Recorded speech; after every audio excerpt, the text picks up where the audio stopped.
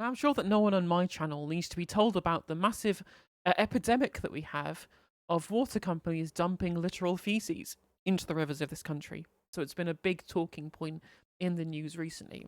I've been calling, the left has been calling, the general public in general has been calling for nationalisation of these water companies ever since this became a massive scandal, right?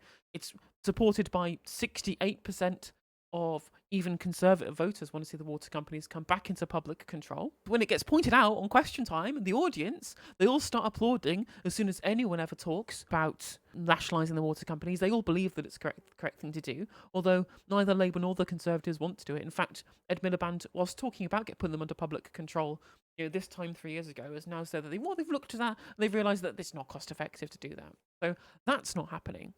It might get fixed, but guess who's going to pay for it? Dear viewers, right? It's going to be us. We're doing it, right? We're going to be paying for it. The British people with our own water bills. It's not going to be the super rich by paying taxes. It's not going to be deficit spent on by a government that wants to invest new money into ensuring that our infrastructure is fit for purpose. Oh, no, dear friends. We're paying it with our own bills. Bills could rise after water suppliers in England said they were ready to spend 10 billion on tackling sewage spills. The privately owned water companies have apologised for amount of contaminated water being discharged into rivers and seas amid mounting public anger of the practice. Some campaigners have cautiously welcomed the move, but others say firms are shifting the costs onto bill payers. The industry paid out 1.4 billion to shareholders in 2022. So yeah, absolutely fantastic. If it was being paid by taxation, right? If the government was using public money out of the tax income of the government to expend this money to retrofit basically all of the water infrastructure at the cost of the taxpayer, then it would be majority be paid by the rich people who have the broadest shoulders, who pay the majority of our taxable income. But this is literally the worst part of it, where we're just everybody, every Tom, Dick, and Harry who drinks water. So the entirety of the human race of the country of the United Kingdom is going to have to spend extra money on their water bills to be able to fix the crumbling infrastructure that's been failed by the private companies, who have no financial incentive to invest, because it costs less to just pay the fines that aren't very big that have been doled out by the government, even though they have the power to issue unlimited fines, as per Therese Coffey. Right? Musician and environmental campaigner Fergal Sharkey called it a half apology that was another attempt to extract more money from customers. What I'm actually hearing is no apology for the fact that we've paid them for a service that we haven't got. They're now suggesting we pay them for a second time for a service that we haven't had and that they ruined, right? Whilst getting assets stripped by private investment firms coming in from Australia and from all these other countries as well. We should have an apology for the suggestion that they're going to put up bills by £10 billion for their incompetence and their greed. That is nothing to celebrate, given that they are spending huge amounts of money doling out cash to shareholders, despite still having plenty of liabilities and still having loads of money that they are borrowing to be able to fund their own operating costs, right? That's the worst part, is they're putting, a lot of these private equity firms are tanking the existing firms, paying out shareholder dividends and then selling them on as gutted institutions, which is great, love it, fantastic, capitalism working exactly as intended.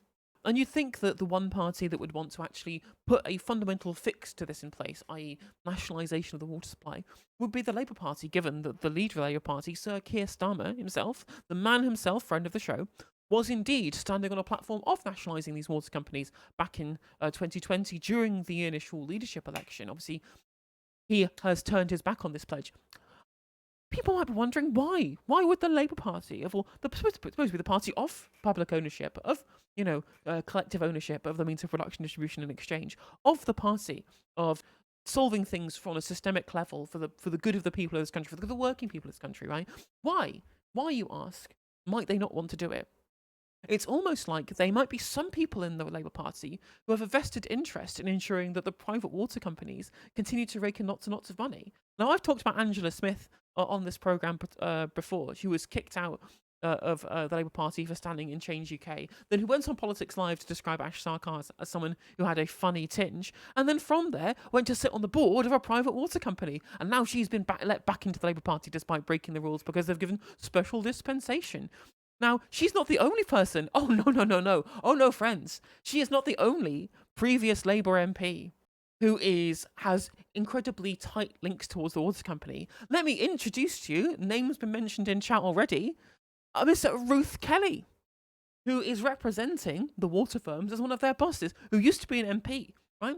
You can go on YouTube and find speeches of her talking in 2009 about a fourth Labour term that they apparently were going to get under Gordon Brown. Right? She was a Secretary of State for the Labour Party, and here she is, 15 years on, trying to say, well, actually, no, we need to be delivering value for our shareholders. But what if we think of the poor shareholders if they have to pay for upgrading the infrastructure? Oh no, what the poor shareholders? Oh, I'm so sad. They're just small bean shareholders who just want to make loads of money for doing nothing at the expense of the entirety of the British people's water infrastructure. She was on Sky News today. I posted a clip on YouTube Shorts of her being questioned by Nick Robinson, right? And she was very clear about the fact that the main issue that she has is ensuring that money is being driven in the interest of shareholders. But we're going to watch her on Sky News try and wriggle out of this one.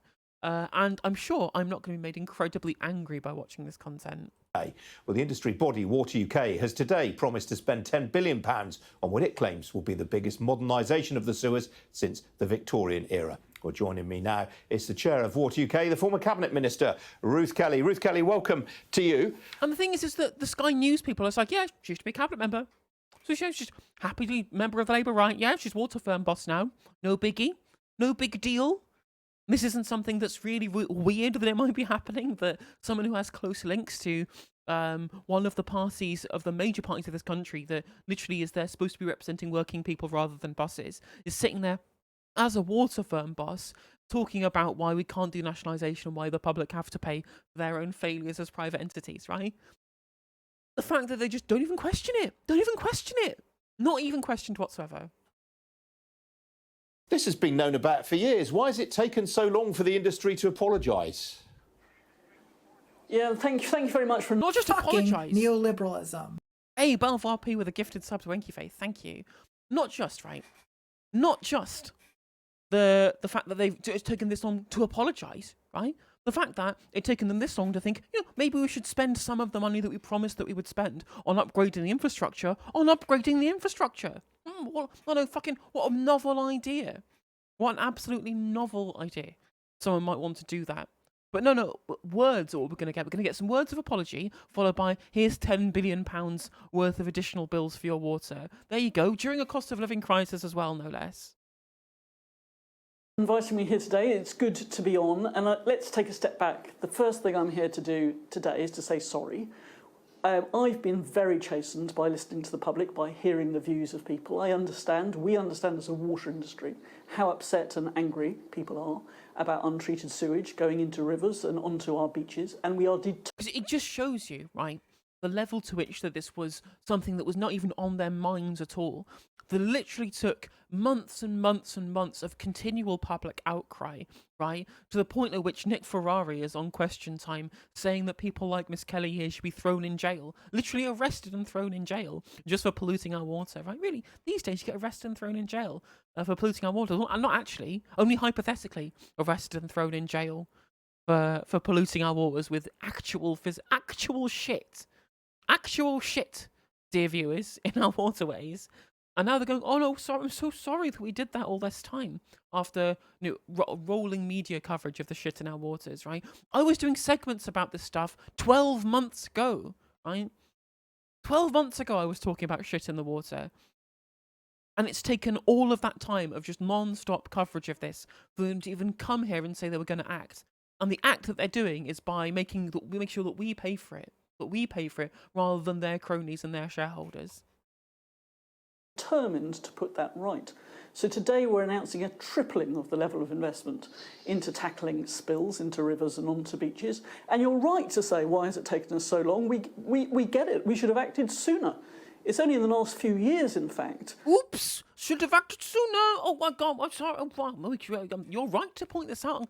Oh, silly me. It's only my job professionally to ensure that people do this and engage in these practices properly, right? It's only been my job for, fucking over a decade now that I've been, in the private sector managing this kind of thing. Oh, I'm glad that you, the public, who have no expertise in water delivery, have pointed out to us that maybe shit in the water is bad. That we've had the data to really see the extent of this problem, but we are absolutely determined now to put that right. Is this new money, this £10 billion, or is this money that the industry would have had to have put up anyway, given that the government announced a storm overflows reduction scheme in August last year? This is new money that goes on top of the £3 billion that's already been pledged to tackle this issue. This is money which, of course, will feed through to the government's overall target. We want to go as fast as we possibly can to try and reduce the number of spills, however. We think that £10 billion in a 5-year period is the maximum physical capacity of the sector to make these changes. So you're talking about hiring construction experts, you're talking about scientists, you're talking about engineers being employed to build huge, big sewage overflow tanks the size of Olympic swimming pools, thousands of these underground across the country. So we don't think we can do it faster than this, but we're determined to make every effort we can to start putting this problem right. And where's the money going to come from? Shareholders or customers? It is very funny, Jim Speak, that she does indeed look like a little bit like a slightly less oafish Therese Coffey. Given that Therese Coffey is the one in charge of legislating against these people currently. Well, what we're doing is we're asking shareholders to put down a huge down payment, multi-billion pound down payment, to start putting this problem right. It's the biggest transformation project in the water industry's history since the Victorian times. The way the system works is that over the lifetime of the asset, customers do pay that money back in modest increases in their bills. Over the last 10 years, I think it's important to remember that... Just a modest 10 billion, folks. Just a modest 10 billion. Real water bills have fallen for the average customer, and our research shows us that customers on the whole are prepared to pay a little bit more to see this sort of investment undertaken. But customers... Well, clearly they didn't poll me, and clearly they didn't poll my audience, because I would much rather something happened in Minecraft that I will not detail for terms of service reasons. will be asking why on earth should they be having to put their hand in their pocket when the water industry paid out £1.4 billion in dividends last year? Well, I think as a sign of the seriousness with which the water companies are taking this issue, all water company CEOs have come together and they've said they're not going to pay a single penny, for instance, on bonuses out of customer funds this year. Half of them, the water and sewage companies across England and Wales, are waiving their bonus entirely. On dividends, I don't And the thing is that that's just the bonuses, right? The bosses get paid a pretty penny regardless. It's not just the bonuses that are an issue, right? And even then, the bonuses are actually a pretty small amount of the money that gets paid, out to people who have not really done the work to deserve it, to be honest, right? When you look at analyses of things like the pay gap, for example, the real problem isn't actually the fact that executives get paid a lot. I think that it's bad they get paid a lot because I think it gives them too much political power. But in terms of the amount of money that gets spent on these things, which would be it would be more efficient being put back into the business, actually really doesn't make that much sense. It makes more sense on a market perspective, wanting to announce very kind of large salaries to ensure you attract the best talent for CEOs, in inverted commas. The real problem is indeed shareholder dividends, right? It is dividends, it is bonuses, it is asset stripping. There isn't bonus, it is asset stripping. And that's the real issue, right? It is price gouging that is the problem when you have private control over natural monopolies where you can't not pay. Right, you can't not pay for a house, you can't not pay for water, you can't not pay for energy, for example. The demand is completely inelastic, so it allows people to be able to price gouge on the retail end of these particular commodities. And that's the real problem. That's the real problem. So them saying, oh, we're foregoing our bonuses, I mean, it's fine. It's better than they forego them than not. But it really does feel like when they say, oh, we're going to keep paying the dividends, but we're going to get rid of the bonuses, it's a deflection. That's what it is. It's a total deflection.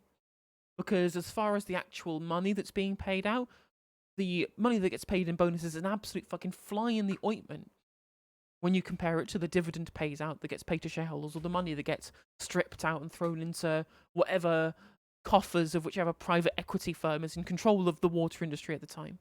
Well, that was company at the time. recognise the picture that you're painting.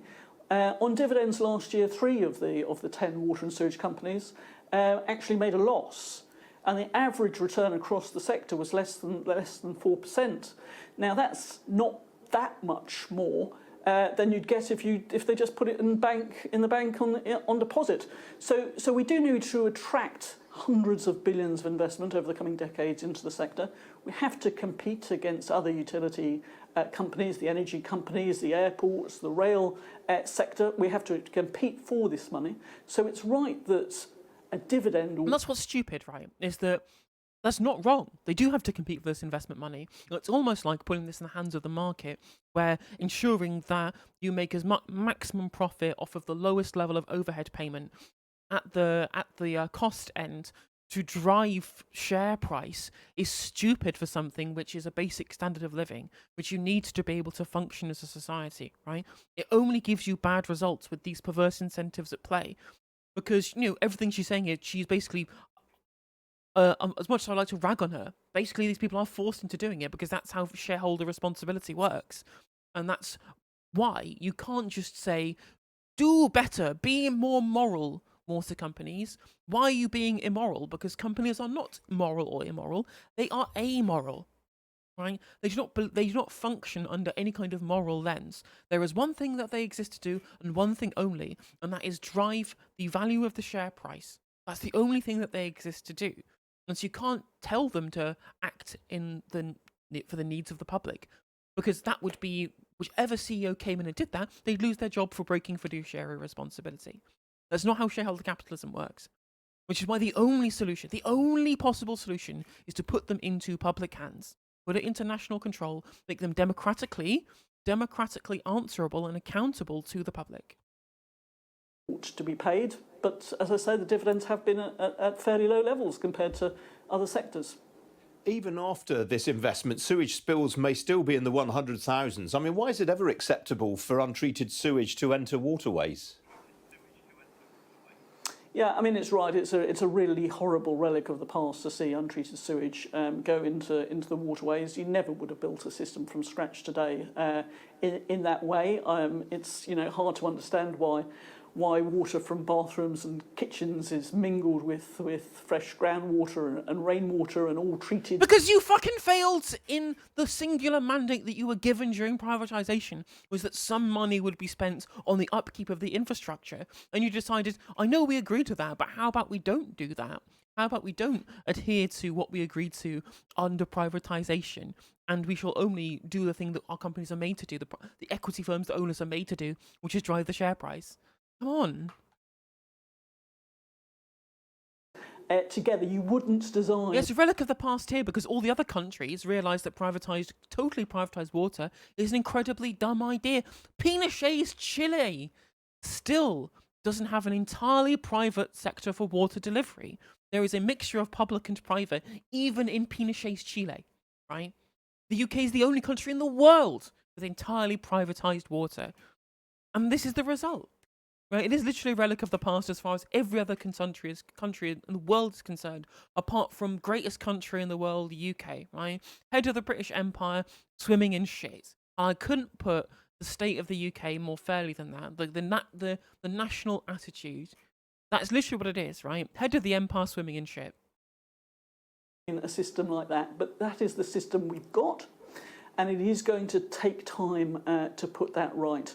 Now, even with billions of pounds of investment, if you look at the London sewer as an example, £4 billion just putting into the Thames water area to treat London's sewage, that doesn't eliminate spills completely, but they do become extremely limited, and the harm that is caused is completely eliminated. So we won't get to a situation where they all disappear, but we are going to make a dramatic impact on the harm caused by spills. Presumably, this investment is not going to be equally spread across the country. I mean, somewhere like United Utilities in the northwest, I mean, their sewage spill level is about 4 or 5 times the rate of somewhere like Southern Water in the south of England. Yeah, you're right. The infrastructure is different in different parts of the country. More work needs to be done in some areas than others. As a water sector, we're saying hold us to account for the investments that we make, and we want to do this in two ways. First, by publishing... Yeah, you're absolutely right. We are literally stuck in a death spiral, and the quote-unquote opposition is filled with people who are mates with her. She's mates with all the people in the theoretical opposition who should be in charge of fixing the issues here. And they are promising literally zero public investment into this. Zero public alternatives to this. Like Angela Rayner was on BBC Breakfast, just saying, oh, we're just going to have tighter regulation. And I'm just like, we've been trying to regulate these people into doing the right thing ever since privatization. Has it worked? Has it fucked? Right? I'm sorry, you should have to admit defeat at some point. Detailed investment plan. There are 15,000 overspills in this country, overflows that lead to spills. We want to publish an investment plan which overflow spill by overflow spill says exactly what's going to happen, when the money is going to be invested and what the result of that is going to be, so that people will be able to see that. Secondly, by this time next year, we're saying to people, log on. We're going to have a single central... Yes, but what if you're promised very lucrative jobs if you don't admit defeat? What an interesting question, JDM. I wonder if that's relevant for the current Labour front bench. Data hub. You can log on. You can check for your locality, see exactly if any discharges have been made, what discharges have been made. And decide whether you want to go bathing at that time. So real accountability and transparency around the level of discharges across the country. Because then everyone else can take their own personal responsibility to only go bathing at the permitted non-shitty times, right? Well, we've got the no shit signal. You've only got your half-an-hour window before we start pumping shit again. So make sure you have a very quick swim. Hope you're fast to do your lengths across the beach. A parting thought from you, if you would, please. I mean, it reminds JDM. It reminds me of the time when there's a debate between Dave Rubin and Joe Rogan. I know it's very lowbrow on the Joe Rogan podcast, where Dave Rubin is making the case, right, for an anarcho-capitalist society and why government regulation is bad, saying, well, hang on a minute, if you've got two building companies and one's worse than the other, the one that's bad is going to have really bad Yelp reviews. And I'm like, that's your solution for anarcho-capitalism, right, and corporate hegemony, is that just to have Yelp. Right, that's literally what Ruth Kelly is advertising here, saying, well, actually, we've got a website with a comment section, so you'll be able to see when your permitted bathing times are allowed. Privatisation has led to £160 billion worth of investment. As you said, water bills are far lower in the UK or in England and Wales than they are in countries where the state operates the water system. Why is it, do you think, so many people favour renationalisation? Well, sometimes I think renationalisation is seen as free money, but obviously it's not. And I mean, I've sat in the Treasury as a Treasury Minister, and I've sat on the other side of the table as well, where people come to bid for investment. And I know how difficult it would be under a nationalised sector to really get the investment that's so desperately needed when you're competing against... We have a central bank. We literally have a central bank, Ruth. I know that you're a monetarist because you're from the Labour right and you believe that central banks shouldn't fucking exist and we should go back to the gold standard or some shit. But we literally have a central bank to be able to deficit spend on these things, rather than say, I don't know, deficit spending on people's energy bills, which we've been doing for the last, the last 8 months or whatever it is, right? We can actually be deficit spending on investment into our own basic utilities that we need to have functioning properly. Because again, the reason why, actually, as I said before, the main reason why nationalisation is a good thing is because there is some democratic accountability outside of shareholder value, right? By making sure that the value that is being returned is the delivery of the service to the constituents, rather than the delivery of profit value to shareholders by owning a natural monopoly people that have no choice but to be able to consume. That is why people favour nationalisation, right? It's not because it's free money, it's for the accountability that has been shown throughout this entire interview the water industry has complete scant disregard for. Because of course it does. Why would it have any regard for the concerns of citizens when they can make loads of money off of not doing that? Investment in hospitals and in schools. So it's not a free win scenario, as it were, being nationalised. That money has to come from somewhere. And what we're saying is that shareholders stand ready to invest hundreds of billions of pounds in the water sector to really improve it.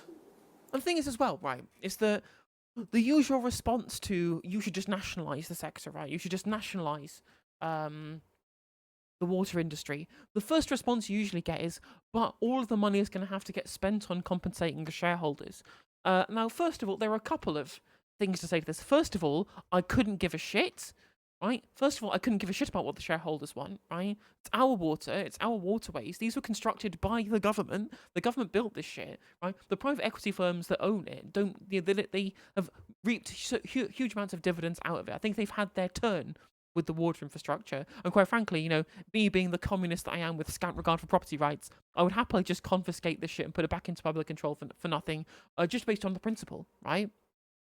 Second of all, I think it would be money well spent because we already spend loads of more money than we need to on sky high energy bills, paying for the fact that huge amounts of, a fifth of water, as was pointed out in chat, is discharged in leaks, which is another problem on top of the sewage issue, right? Which I think is just a good spending of public money. That's just public money well spent, regardless, even following kind of monetarist lens for government expenditure. And third of all, we actually do have precedents. We have precedent for nationalisation whilst depressing the amount of shareholder remuneration that you have to give in terms of the money that you pay out during the nationalisation process. Ironically, right, the precedent that we do have was from the New Labour period, right? Despite what Ruth Kelly is saying, she was literally a sitting cabinet minister at the time when New Labour nationalised Northern Rock. And the shareholders of Northern Rock at the time, who felt like their remuneration wasn't high enough because it took into account huge amounts of the issues that they were facing going under, so they were nationalised for rock bottom prices, they took the government to court and they fucking lost. And yet the water industry, right, they're at the point at which, so many of these things are massively in some amount of debt to be able to continue the kind of asset stripping stuff I was talking about before. They have huge liabilities with what they've promised to be able to do to deliver future infrastructure improvements onto the, quite frankly, antiquated water system that we have at the moment, right? That's going to be taken into account when you look at the amount of money you're going to have to pay out to shareholders in remuneration for nationalisation. And last of all, we have the easiest solution, right? The easiest solution to all of this is that currently it is the law that the government can literally issue unlimited fines to these water companies, right? Unlimited fines are on the table. And it was a Conservative government that created the legislation so that we can issue unlimited fines to these companies, right? Because the current model is that they can pay out loads of money because the fines that they have to pay are built into their profit model. This was pointed out on Question Time. The fines are built into their corporate model. They project their profit and loss balance sheets based upon the fines that they expect to pay for their failure to properly actually administer this particular public service that they are in the position to be able to administer. So just fine them the entire share price. It's legal. You can fucking do it. Tank the share price, buy them for £1 like Ted Heath and Rolls Royce. Fuck it, right?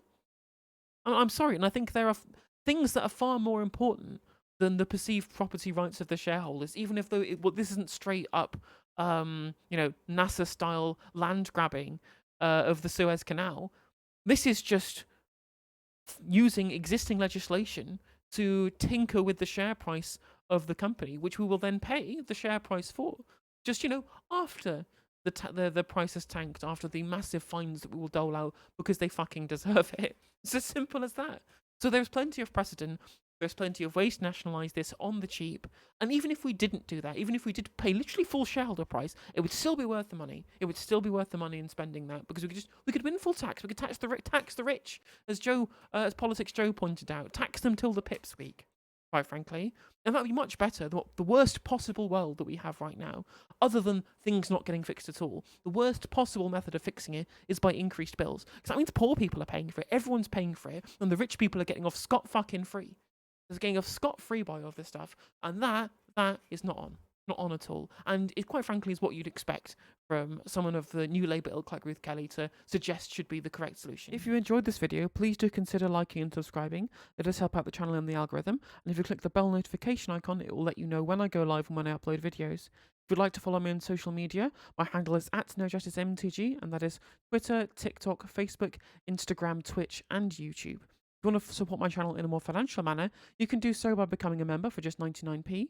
by super chatting or by supporting me on Patreon, with the link is in the description of this video, and hopefully I'll catch you on the next segment.